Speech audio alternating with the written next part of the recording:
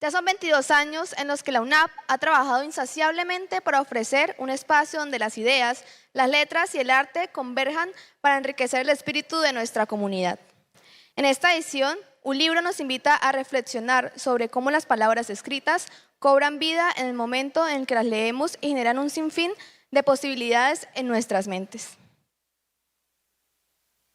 En esta oportunidad presentamos el encuentro con la autora La Mujer Incierta con la invitada Piedad Bonet. Piedad Bonet es licenciada en Filosofía y Letras de la Universidad de los Andes y tiene una maestría en Teoría del Arte y la Arquitectura en la Universidad Nacional de Colombia. Ha publicado 8 libros de poemas y varias antologías. También es dramaturga, autora de 6 novelas y de un libro testimonial sobre la muerte de su hijo, Lo que no tiene nombre, incluido en el 2016 por Babelia, España, entre los 100 mejores libros de los últimos 25 años. Con El hilo de los días ganó el Premio Nacional de Poesía otorgado por el Instituto Colombiano de Cultura, Colcultura, en 1994. En 2011, con Explicaciones no pedidas, ganó el Premio Casa de América de Poesía, América de Madrid. En 2012, en Aguascalientes, México, ganó el Premio Víctor Sandoval dentro del Encuentro de Poetas del Mundo Latino, por el aporte de su poesía a la lengua castellana. En 2014, el José Lezama Lima de Casa de las Américas y en 2016, el Premio de Generación 27 en Málaga, España, por su libro Los Habitados. Como moderadora la acompaña Laura Camila Arévalo, periodista del Espectador. Bueno, muy buenas tardes para todos, qué emoción ver este auditorio así de lleno. Yo voy a ser muy breve entonces en los saludos y en todas las arandelas que acompañan estos inicios de conversaciones para que aprovechemos el tiempo. Bienvenida Piedad, muchas gracias por estar acá, qué emoción. Y bueno, yo quiero contarles primero, antes de comenzar con las preguntas, de que esta presentación de La Mujer Incierta, el más reciente libro de Piedad, a mí me llegó como un regalo y quiero hacer esta introducción contándoles esta anécdota porque me parece muy importante para lo que viene. Y es que cuando hace unos días yo estaba acompañando a la Orquesta Sinfónica Nacional de Colombia en una gira que estaba haciendo por Brasil y por Argentina. Durante ese viaje estaba leyendo El Prestigio de la Belleza, que fue un libro que además me regaló Piedad Bonet después de una entrevista sobre otra novela de ella que se llama ¿Qué hacer con estos pedazos? Y el periodista Andrés Osorio, que la iba a entrevistar del Espectador, me mandó un fragmento o un capítulo de este libro que se llama Xanax, en donde Piedad describe un ataque de pánico, uno de los ataques de pánico que tuvo que vivir. Cuando yo leí ese fragmento, me reconocí muy fácilmente en él porque antes de ese viaje que les estoy contando que tuve, yo había sufrido mi segundo ataque de pánico y era una historia que nadie me había podido contar de una manera tan similar a como yo la viví y que además nadie había podido traducir de la forma tan extrema en la que yo la tuve que atravesar. Entonces, así como Piedad, ya les voy a leer este fragmento en donde ella un poco explica o le da la bienvenida al lector sobre su libro, dice que en este libro lo que ella quiere es un poco contar algunas experiencias de su vida, pero que tengan alguna incidencia pues en el resto, más bien ahorita se los leo mejor. Eso es lo que quiero hacer yo con esta charla y es a través de mi lectura poder atravesar por esas partes que me parece que son universales y que nos van a tocar a todos. Les voy a leer entonces la introducción. Al lector. Este libro nació como el desconcierto general frente a la pandemia. Este libro nació cuando el desconcierto general frente a la pandemia me llevó a reflexionar sobre mi propia relación con la enfermedad y la muerte. Como en todo libro de fondo autobiográfico, la escritura fue un camino de reconocimiento, una inmersión en la memoria que me permitió revisar mi propia vida e ir llegando a otros temas. Pero lo que el lector encontrará en estas páginas no son unas memorias, pues en forma deliberada he dejado muchos aspectos de mi vida en la sombra. Lo subjetivo, lo íntimo, solo me interesan en el marco de la experiencia colectiva, del yo dentro de la circunstancia social e histórica. La que aquí habla, pues, es una mujer de una generación que aspira a iluminar desde la singularidad de sus vivencias cómo nos determinan el origen, la política, la educación, la religión, el género, el momento, y que se pregunta por el papel de la libertad, el azar y el destino en cualquier vida. Me parece que esta es la mejor introducción que le podemos dar a este libro. Y bueno, Piedad, bienvenida. Bueno, muchas gracias Laura Camila, muchas gracias, estoy muy asombrada de ver este público numerosísimo. Yo me presento en muchas partes.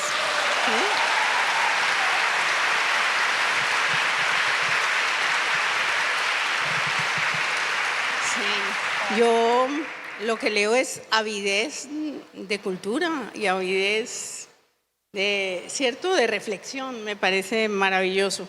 Más en esta ciudad que, como ustedes sabrán, muchos de ustedes, para mí tiene un significado, ¿no? Que sobre todo que en La Mujer Incierta, y yo cuento mi experiencia en un internado en Bucaramanga, en el Colegio La Merced, ¿sí? Hace muchísimos años, cuando alrededor de La Merced no había sino montañas y era un escenario preciosísimo. Entonces empecemos la charla. Bueno, Piedad, entonces te propongo que comencemos por ese relato de cómo se reveló la intención de este libro durante la pandemia. Ayer fue la presentación de este libro en Bogotá y Piedad contaba que justamente también se había revelado un poco como el cuerpo como misterio para ti. Y la pregunta que te quiero hacer, o lo que yo me pregunté durante toda la lectura, fue justamente si esa revelación del cuerpo como misterio la podrías ubicar entonces como un cuerpo aliado, porque en una frase escribiste, cuando te dio alguna crisis, mi cuerpo gritó como siempre ha sabido gritar, o como víctima, porque también hablaste de él como ese que tiene que soportar un poco al tirano que es uno mismo con uno mismo. Bueno, lo primero que quisiera decir, Laura Camila, es que el tema del cuerpo, como 3 o 4 temas más, me han interesado siempre. Yo tengo un libro de poesía que se llama Ese animal triste. Ese animal triste es una manera de llamar el cuerpo, ¿sí? Con una cita que creo que es de Erasmo de Rotterdam. No hemos podido saber bien quién dijo esa frase de el cuerpo después del coito es un animal, o el hombre después del coito es un animal triste, ¿sí? Entonces es un tema que ya estaba en mí, pero los temas no están en uno porque sí. Ese tema tuvo resonancia en mí desde siempre, precisamente por mi condición, digamos, porque ese cuerpo para mí era un cuerpo que encerraba una contradicción, porque por supuesto el cuerpo es un instrumento también para el placer, para la satisfacción, para el descubrimiento, para un montón de cosas, pero siempre el cuerpo desde que era muy niña me jugó muy malas pasadas, y no porque yo haya sido una persona especialmente enferma, ni haya tenido, digamos, grandes enfermedades, no puedo decir eso, pero porque, y por eso en el primer capítulo hablo del cuerpo que es el alma, porque siempre somaticé y sigo somatizando, y tengo unos síndromes rarísimos que solo, digamos, los pueden descifrar más o menos los psicólogos y los psiquiatras, como que cada vez que voy a viajar, antes del viaje, me da o un malestar estomacal o un virus, o cuando llego. Por ahí yo me puse a investigar y resulta que eso es un síndrome verdadero, ¿no? Sí, porque uno está acumulando estrés antes del viaje y cuando se siente en el avión se relaja y el cuerpo responde con enfermedad. El cuerpo es un misterio realmente, y eso creo que lo comprobamos ahora con el COVID, ¿no? Es decir, más misterioso que ese ensañamiento del COVID con los cuerpos y la cuestión arbitraria, caprichosa, etcétera. Pues yo creo que es que estamos por descifrar todavía miles de cosas y seguramente algunas no las descifraremos jamás. Bueno, entonces a mí durante la pandemia, mientras yo, como todos, estaba, digamos, tratando de procesar esto de que llegaba una pandemia, de que una pandemia no era una cosa que nos iba a dejar encerrados 15 días, sino muchos meses, y viendo las escenas de muerte en otros escenarios y sabiendo que esas escenas iban a llegar a nuestro continente también. Entonces, que yo estaba en una finca encerrada, me había quedado atrapada, no tenía computador, no tenía sino un cuaderno y un lápiz, y con eso hacía todo lo que podía, y así estuve 2 meses.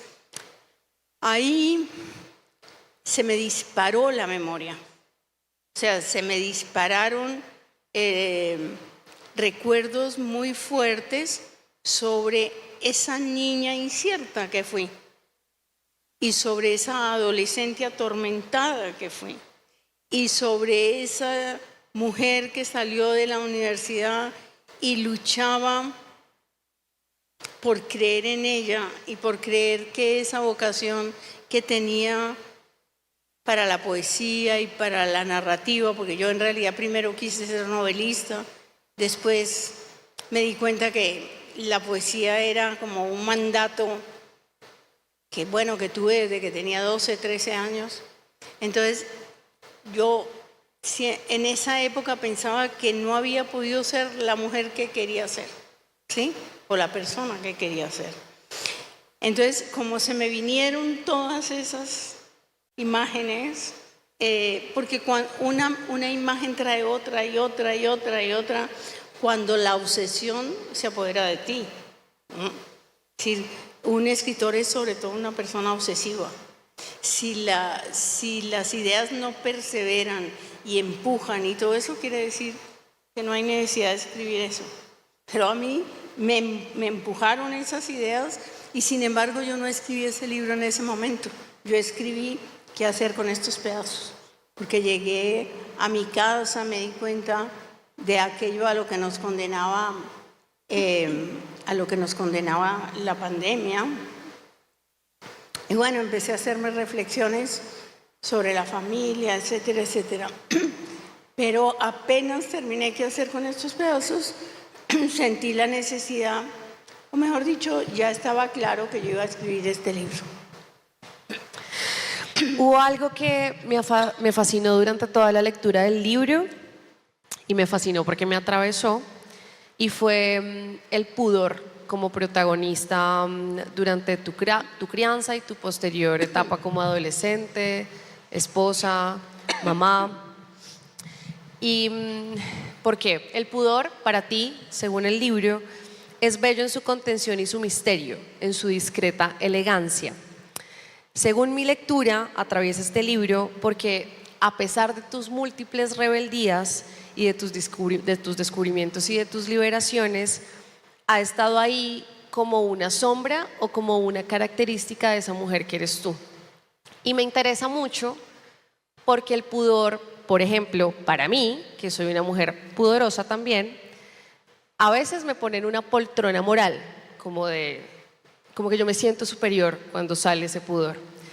Pero otras veces pienso que no es tanto una virtud, sino es algo que solamente soy capaz de valorar yo. Y por eso me interesó también. Entonces, nada, quiero que hablemos del pudor. Bueno, el pudor creo que viene de la religión y de la religión católica. Y me imagino que de otras religiones, la religión musulmana, etcétera, etcétera. Es decir, el pudor nace de un miedo terrible al cuerpo. Y sobre todo pienso también, como comienza mi libro, que el pudor es una forma de dominio al cuerpo de la mujer. Es decir, los hombres aterrorizados del deseo, de los celos, ¿no es cierto? También con la idea de la Virgen María en la cabeza, de la virginidad como un valor supremo, hasta hace muy poco, digamos, en la civilización, pues se encargaron de que esa mujer fuera básicamente pudorosa. Me acuerdo que cuando yo era chiquita en Amalfi, las mujeres tenían que montar a caballo de medio lado, no con las piernas abiertas, ¿sí? Cuando llegaron los pantalones, pues eso fue ya para mi mamá, ya para mí no, pero pues era como escandaloso que las mujeres tuvieran pantalones. Es decir, hay miles de signos del terror a la exhibición de lo corporal que tiene que ver con el pudor. Entonces digamos que esa es la parte un poco nefasta del pudor, que tiene también que ver con no nombrar. Entonces yo comienzo en mi libro hablando de cómo no nos enseñaron a nombrar nada. Entonces había una ignorancia suprema. Si eso es en mi generación, no quiero ni pensar lo que eran varias generaciones atrás, ¿no? Pero esa frase que tú nombraste ahí tiene que ver con lo positivo que tiene el pudor. Y hablemos ahí de literatura.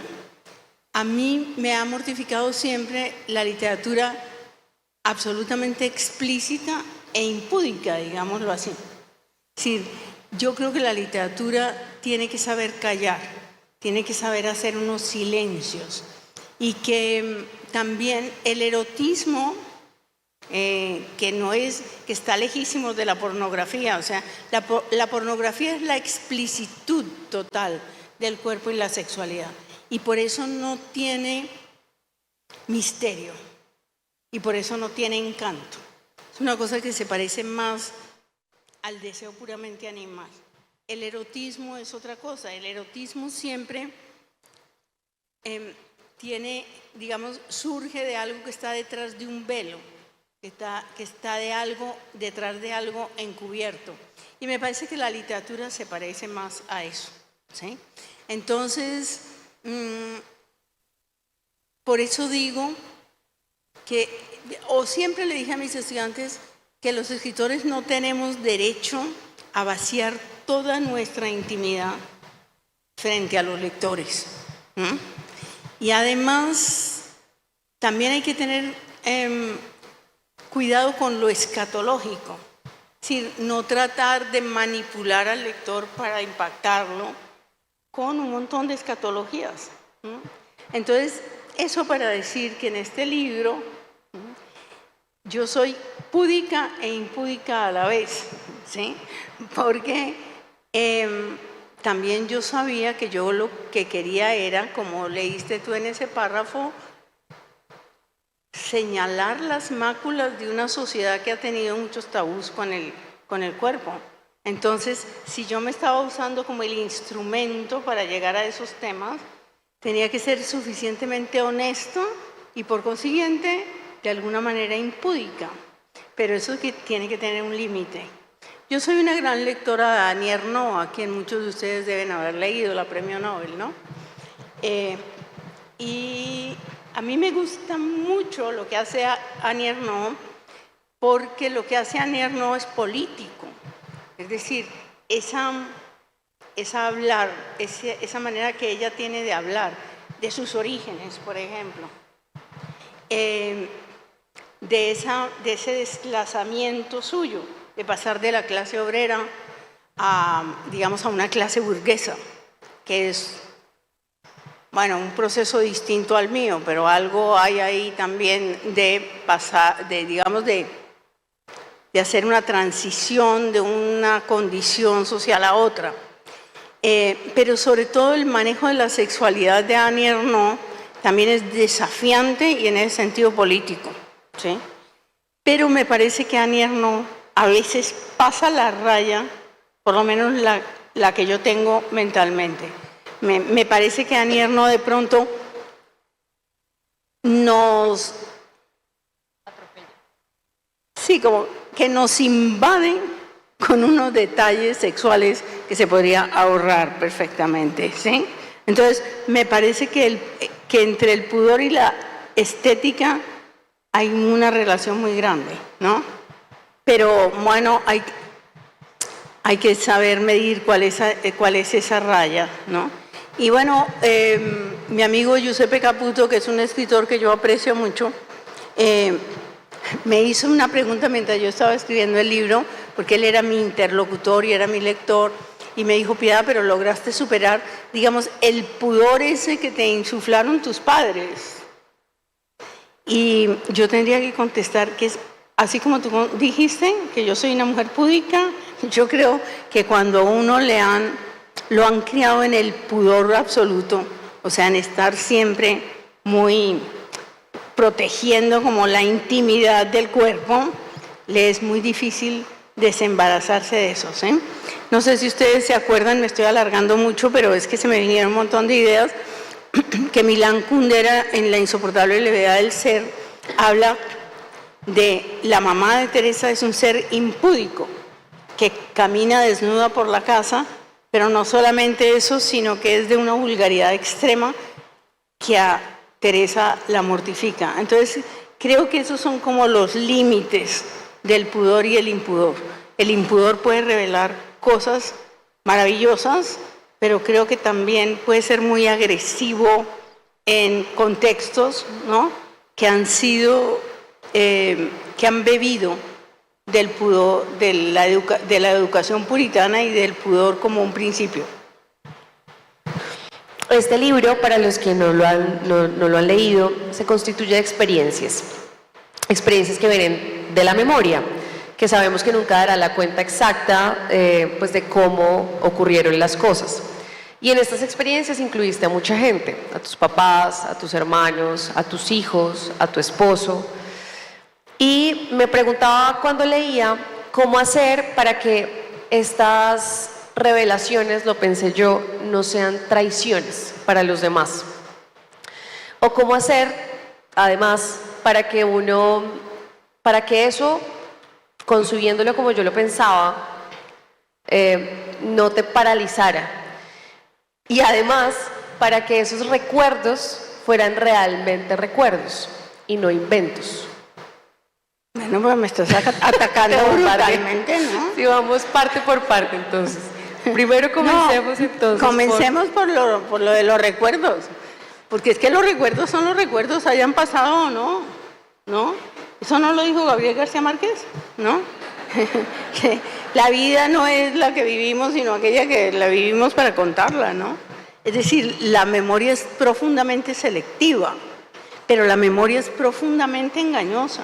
Entonces, a la hora de escribir un libro autobiográfico, que no es una autobiografía, porque lo mío no es una autobiografía, lo importante no son los hechos, sino la manera como la memoria ha procesado lo que sucedió o no sucedió. Porque si tú reúnes a una gente de una familia y tratan de rememorar, digamos, un acontecimiento importante, va a haber contradicciones. Unos van a decir una cosa, otros van a decir otra. Entonces, la verdad del texto autobiográfico no es la verdad objetiva, es la verdad del que escribe, y eso lo que exige es honestidad, pero indagación también. Entonces, la memoria también se puede despertar, que fue lo que yo hice. Hice como un proceso de introspección que equivalía a una investigación, pero dentro de mí misma, sin ir a los materiales. De pronto las fotos pueden ser reveladoras de cosas o detonantes de recuerdos importantes, ¿no? Entonces yo no me preocupé porque mis recuerdos no fueran los recuerdos verdaderos, ¿no? Yo tengo mis recuerdos y no me puse a llamar a mi hermana que si eso fue así o asado, ¿no? Ahora, la otra cosa es que un escritor nunca puede plantearse, o mejor dicho, no vamos a ser tan contundentes, pero digamos que en principio no debe preguntarse a quién le, digamos, puede mortificar con su texto. Pero también soy de la opinión de que tú no puedes sacrificar una amistad o un afecto gigantesco por poner 4 frases en un libro, ¿sí? Sí, yo no voy a herir a mi padre solo por poner la imagen de un padre en una novela o en un libro autobiográfico sabiendo que lo va a herir, ¿no? O sea, esa también es que estamos hablando de la ambigüedad. Yo creo que con este libro yo descubrí lo ambiguo que es absolutamente todo, ¿no? Entonces, yo creo que tú exageraste. Porque mis padres sí están ahí.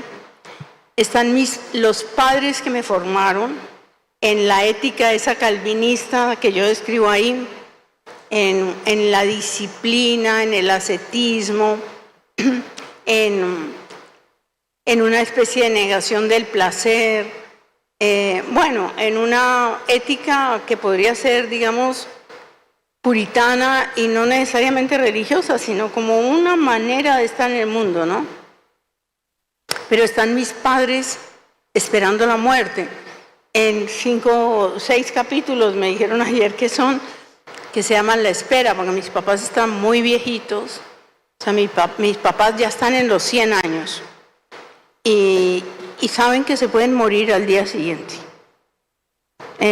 Entonces, como yo estaba hablando sobre el cuerpo, se me ocurrió que yo debería integrar la experiencia que tengo cada vez que los veo.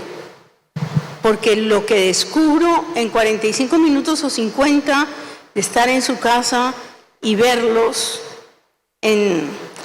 bueno, digamos, en una decadencia con una enorme dignidad, es muy conmovedor y a la vez muy hermoso. Entonces yo fui consignando esas cosas de mis padres. No creo que mis padres se ofendieran si pudieran leer este texto. Y a mis hermanos los puse de refilón. Y a mi marido, el que no aparece creo que ni en una página. Poquito.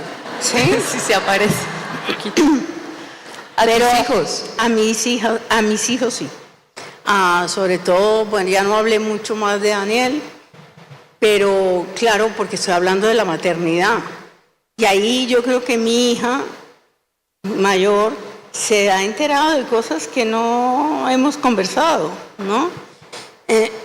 Pero claro, si yo voy a hablar de la maternidad a partir de un elemento biográfico, pues yo la tengo que poner a ella ahí. Incluso puedo poner el nombre. Lo que sí me permitió este libro fue una cosa que no había hecho nunca, porque yo hablo de personajes maltratadores, ¿no?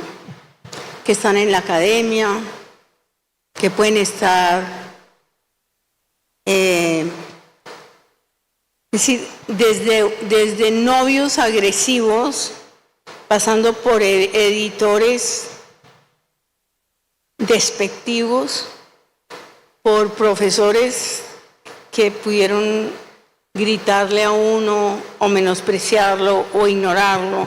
Es decir, por esa cosa que nos persigue a las mujeres. Yo no es que yo quiera decir, a mí este señor me hizo esto, no. Porque yo no pongo los nombres de esos personajes. Pero cualquiera que esté por ahí, por los laditos, sabe quiénes son esos personajes, ¿sí? Entonces, es una pequeña venganza, ¿no? De personas que no es que se han portado mal conmigo, es que en la vida están parados así. Pues fíjate que hablando de esos personajes, yo me reconocí en esa confusión entre serle leal a uno mismo ante la alarma, ante la alarma y la clara sensación de un abuso o la percepción de un abuso de alguien hacia mí, sobre todo de hombres hacia uno, y la imposibilidad de gritar, reclamar, defenderse o reaccionar. Yo me reconocí en esa parálisis que yo podría relacionar con la vergüenza por parecer loca o exagerada o demasiado sensible, y eso me parece que lo recoges y lo cuentas y lo reflexionas a lo largo de todo el libro y desde cómo nos han educado a las mujeres, porque yo no he podido, a mis 30 años, saber cómo reaccionar cuando esas cosas pasan y sé reconocer claramente cuando están abusando de mí. ¿Y qué me preguntas? Te pregunto por esa educación que recoges ahí. Mira, lo que me da pie a decir eso que tú estás diciendo es que yo no quise hacer un libro de militancia feminista, porque de eso no se trataba. A mí me choca la militancia a través de la literatura. Lo que pasa es que cuando examiné mi vida, empezaron a aparecer episodios de esa naturaleza, ¿no?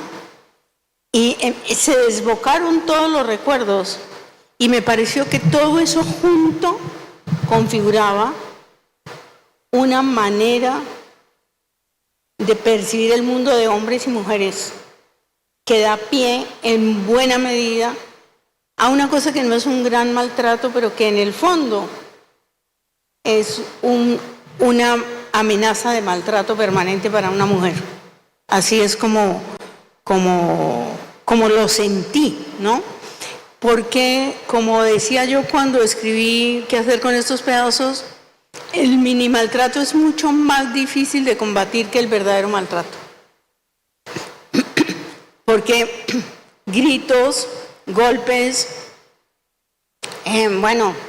depravaciones, violaciones, son muy fáciles de reconocer y denunciar. Pero el mini maltrato está sumamente naturalizado. Entonces, puede ser un gran silencio, por ejemplo, en una pareja, de un lado o de otro, por supuesto, ¿no? Pero digamos que el mini maltrato tiene unas expresiones que son muy difíciles de conjurar. Lo que tú estabas diciendo, no sabemos cómo reaccionar ante esas cosas, ¿no? Y eso nos hace muchas veces perpetuarnos en el victimismo, digamos, como permanecer siendo víctimas porque no sabemos cómo defendernos o porque cogemos caminos equivocados a la hora de defendernos. Entonces, quizá en este libro de La mujer incierta, yo estoy reiterando, sin proponérmelo, una cosa que ya había puesto en qué hacer con estos pedazos, ¿no? Bueno, yo lo que hice también fue un ejercicio de asociación, que es lo que hace un escritor generalmente, ¿no? Entonces, pasé, por ejemplo, de narrar, cuando teníamos 7 u 8 años, mi hermana y yo caímos en las manos de uno que debía ser un violador, que nos trató de engañar en la calle, y es decir, nos salvamos de milagro. Entonces, cuando yo estoy escribiendo eso, que no sé si le gustará a mi hermana o no que yo le cuente, pero no la voy a llamar a preguntarle, ¿sí? Me acuerdo de las chicas que en Montañitas, Ecuador, que estaban en vacaciones, 2 niñas argentinas de 19, 20 años, caen en manos de 2 depredadores, y lo que pasa tan aterrador en esa historia. Entonces yo voy haciendo este tipo de relaciones para no quedarme en lo puramente anecdótico personal, sino para trascender y hacer reflexionar sobre que esas pequeñas amenazas pueden terminar en actos verdaderamente criminales, aterradores, como sabemos, ¿no? Durante la presentación de tu libro ayer, dijiste que las mujeres y las madres se crecían ante el dolor de sus hijos. Y a mí esa frase me gustó mucho. Pero también, lo que más me gustó además fue que dijiste que era uno de los momentos en donde te habías reconocido valiente, realmente valiente y fuerte.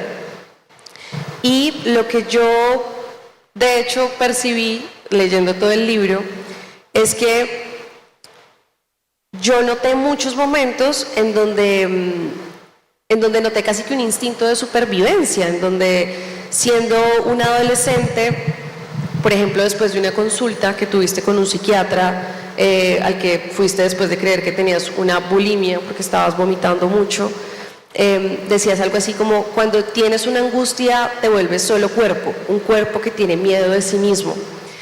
Y después hay un párrafo que les quiero leer, y es: ya para entonces yo había asumido que era rara, distinta, y explotaba el hecho de que me vieran como un bicho extraño. Con insoportable arrogancia me dije que eso me hacía pertenecer a un club exclusivo, a una élite de la sensibilidad, aunque teniendo claro que el precio iba a ser, para siempre, el sufrimiento. Y yo sentí que eso era como un salvavidas ante la adversidad, como un invento para resurgir ante justamente ese sufrimiento que podría enterrarlo a uno. Es decir, yo percibí en el libro que tú eras valiente de mucho rato, no solamente cuando fuiste madre, sobre todo por esos recursos.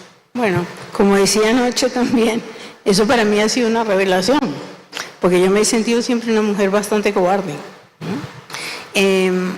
Pero es que las peores cobardías son las de la vida más cotidiana, más las que tenemos todos los días.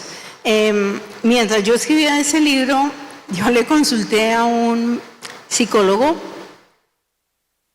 y además me apoyé mucho en el libro de Rosa Montero, del peligro de estar cuerda. Rosa también es muy amiga mía, hemos hablado muchas veces de estas cosas y ella dice que pertenecemos a la estirpe de los nerviosos, ¿sí? Y trae una frase de un escritor por allá que dice que todas las grandes cosas las hemos hecho los nerviosos, ¿sí? Los que pertenecemos a esa tribu. Pero ese médico me dijo a mí que eso de la ansiedad no es una enfermedad mental, sino una, digamos, podríamos llamarlo una condición, pero es como un temperamento con el que se nace y además que hay una cuestión genética. Entonces, somos seres evasivos, en el sentido de que no queremos hacer lo que odiamos hacer. Por ejemplo, le tenemos miedo a cosas estúpidas como ir a una notaría a hacer yo no sé qué, ¿sí? O a ir a sacar el pasaporte, porque nos parece que, no sé, nos aterramos ante cosas de la realidad cotidiana bastante estúpidas. Pero somos capaces de escribir un libro diciendo tal cosa. Entonces, eso de la valentía y de la cobardía es una cosa tan sumamente relativa, ¿no? Entonces, lo que en verdad yo quise hacer con este libro, porque tú estás hablando de salvavidas, ¿cierto? No, déjame. Sí, señora.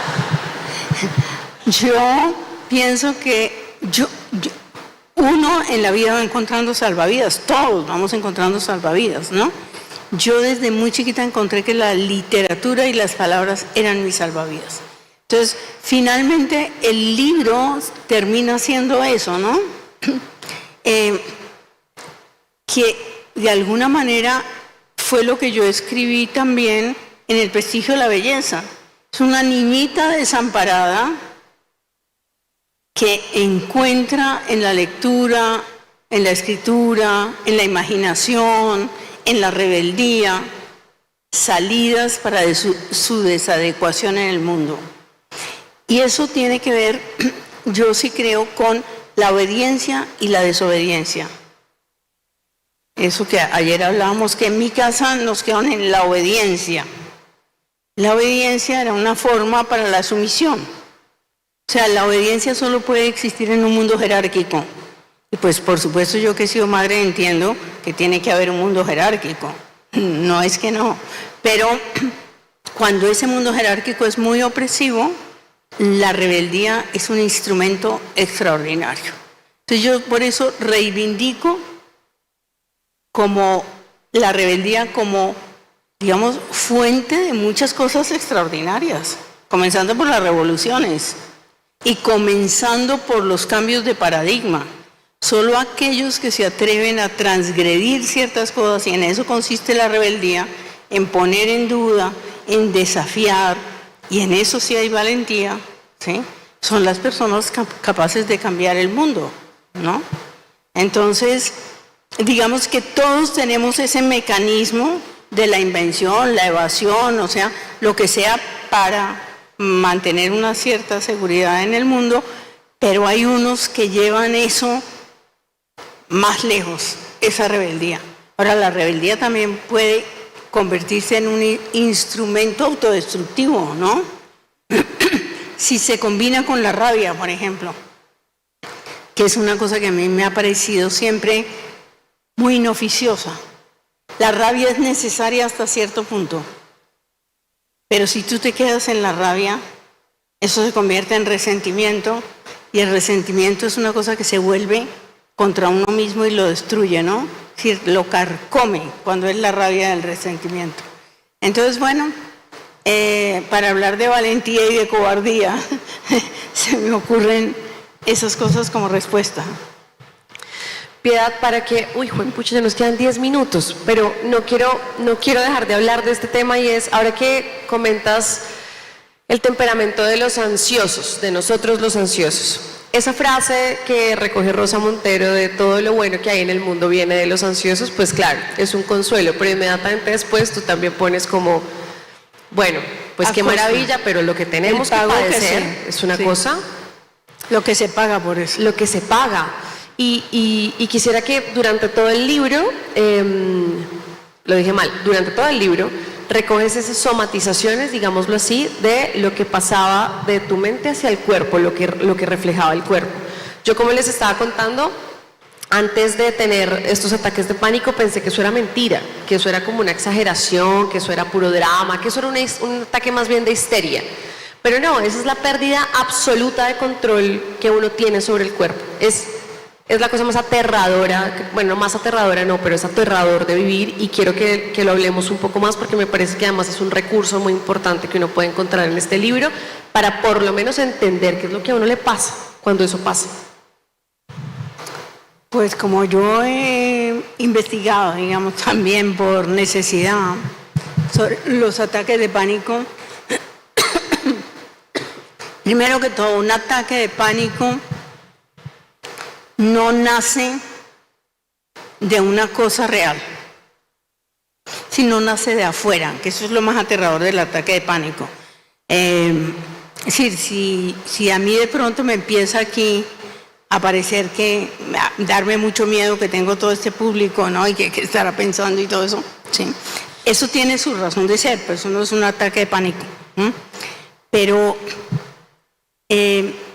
el ataque de pánico viene en soledad generalmente, y eso tiene una explicación científica, y es que nosotros estamos diseñados para oler el peligro, pero en las personas ansiosas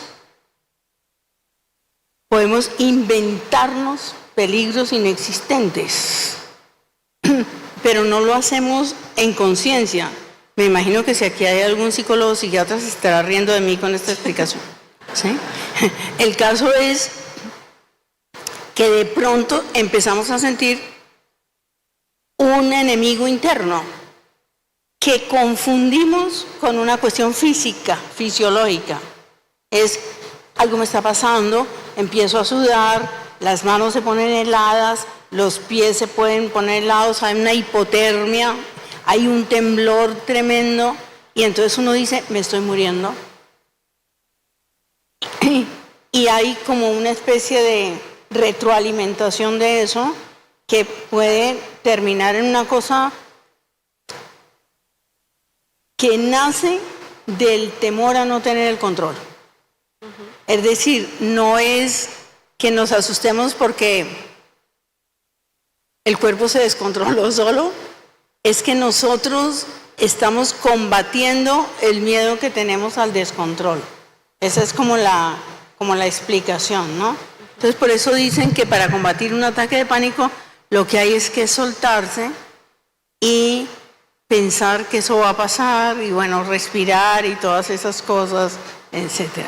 Lo que me parece interesante de todo eso es que ya se hable de eso.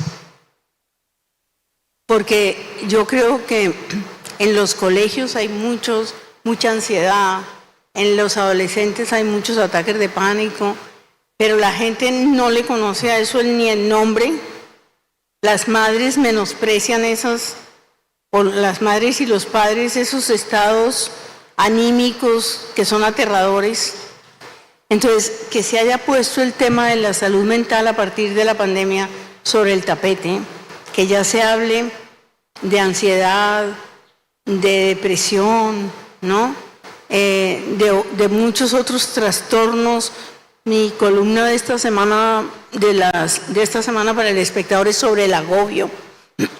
El agobio está considerado ahora dentro de los trastornos mentales, porque como muestro ahí, pero porque leí muchas estadísticas, una mujer pobre con 3 hijos que no logra llevar el sustento, que además tiene que recorrer grandes distancias para llegar al trabajo, que se siente mala madre, que ha sido abandonada por su pareja o que está sufriendo maltrato, empieza a sentir el peso del agobio y el agobio se convierte en enfermedad mental.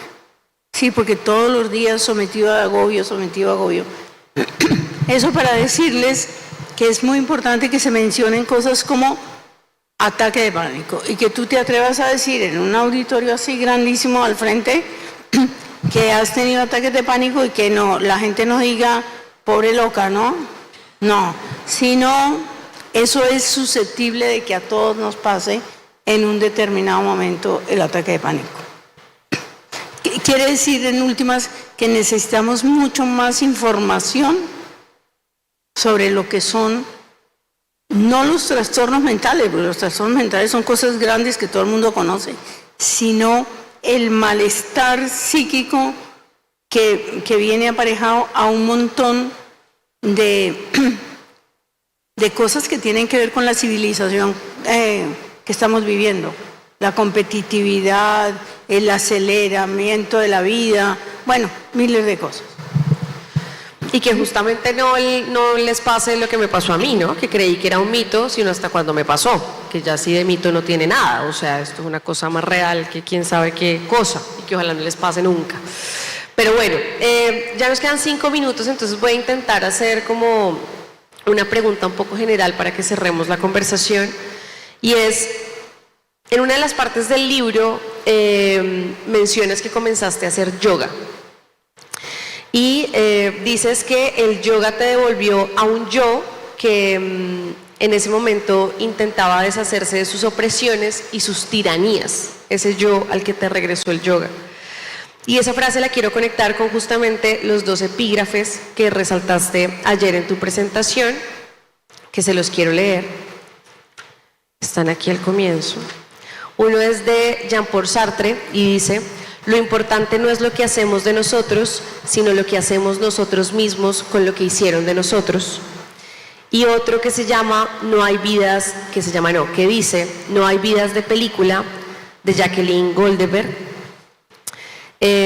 Pues porque me interesa mucho esta idea de uno como enemigo de uno mismo, y de uno como comienza a ser consciente de que hay que crear algo distinto a lo que resultó de eso que los demás hicieron de uno. Sí, esa frase de Jean-Paul Sartre a mí me encantó porque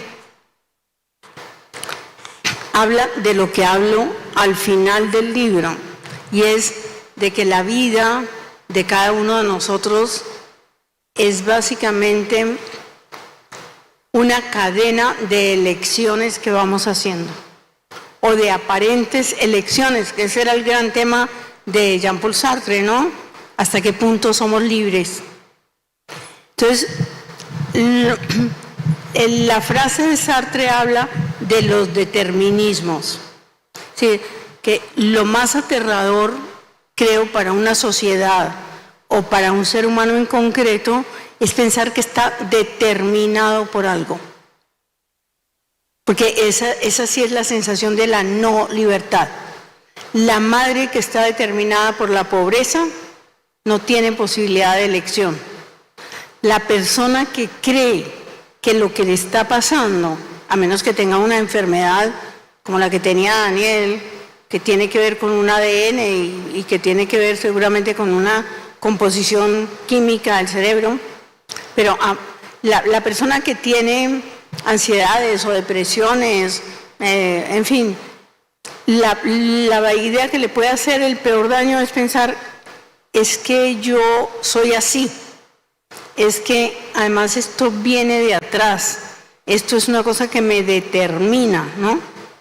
Entonces, me parece que lo que yo estuve explorando en ese libro es la relación entre los condicionamientos y la libertad. Y preguntándome hasta qué punto somos libres de hacer elecciones. O hasta qué punto lo que parecen elecciones están condicionados por una cantidad de cosas que vienen del pasado, de la educación, de la cultura en que estamos inmersos, etc. Entonces, eso no se puede solucionar diciendo es que es así o es así. Es que en cada vida, si cada sujeto hace un ejercicio de memoria y de introspección, sabrá en qué momento fue realmente libre y en qué momento estuvo condicionado por el origen, por la educación, por las presiones sociales, por las carencias o por muchas cosas.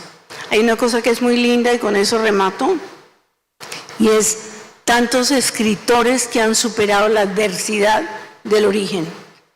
El caso más claro es García Márquez, o un tipo como Camus, porque García Márquez al fin y al cabo era una clase media, con posibilidades en algún momento de mandarlo a la universidad a estudiar Derecho,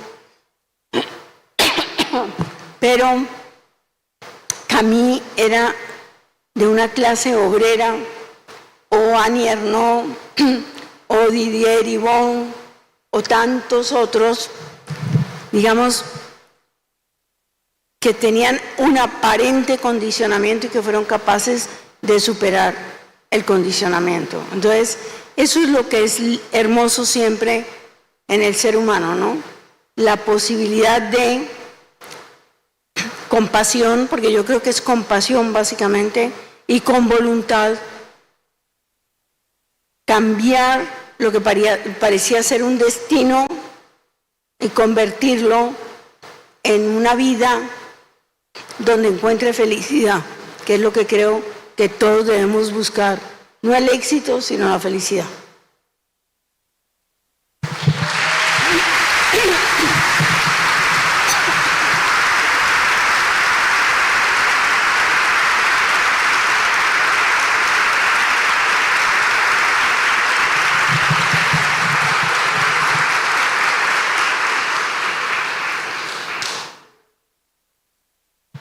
Yo creo que no es necesario ya ningún otro cierre.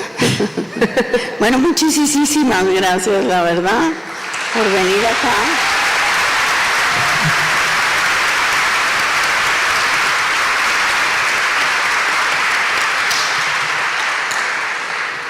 Muchas gracias por haber venido. Obviamente la sugerencia siempre será a que compren La Mujer Incierta, a que la lean, a que se vean ahí, se miren ahí en ese libro que a partir de las experiencias de Piedad Bonet pues lo hace sentir a uno tan acompañado y tan confrontado. Muchísimas gracias por estar acá y nada, sigan disfrutando de la Feria del Libro de Bucaramanga. Gracias.